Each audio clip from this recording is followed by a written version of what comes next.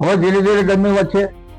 North પ્લસના 300 degree north પ્લસના પવનો ફૂંકાવાની શક્યતા રહેશે, એટલે ગરમી વધવાની શક્યતા રહેશે.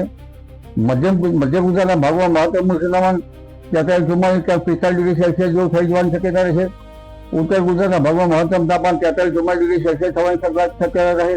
હિંમતનગરના ભાગમાં પણ ગરમી રહે, પંચમહાલના ભાગમાં પણ ગરમી રહેવાની શક્યતા રહેશે. એટલે હવે ધીરે ધીરે અકળાવનારી ગરમી પડવાની શક્યતા રહેશે. લગભગ પશ્ચિમ સૌરાષ્ટ્રના ભાગમાં મહત્તમ તાપમાન 34-34 ડિગ્રી સેલ્સિયસ આસપાસ રહેવાની શક્યતા રહેશે. દ્વારકાના ભાગમાં મહત્તમ તાપમાન 32 ડિગ્રી સેલ્સિયસ આસપાસ રહેવાની શક્યતા રહેશે.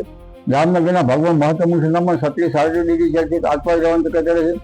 જૂનાગઢના ભાગમાં 41-42 ડિગ્રી સેલ્સિયસ કે તેથી વધુ રહેવાની શક્યતા રહે. ભુજમાં પણ આખરી ગરમી પડે. રાજકોટ, મોરબી, હળવદમાં અને સુરનગર, ધાંગધ્રામાં પણ આખરી ગરમી પડે.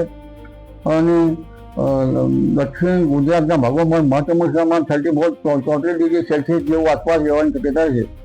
તારીખ 18 બાદ હવામાનમાં મોટો પલટો આવશે અને તારીખ 18 થી 23 પ્રી મોન્સૂન એક્ટિવિટી સાથે સખ્ત પવનના તોફાન સાથે લગભગ કાચા મકાના સાપડા મૂડી જાય તેવા પવનની ગતિ સાથે પ્રી મોન્સૂન એક્ટિવિટીનો વરસાદ થવાની શક્યતા રહેશે.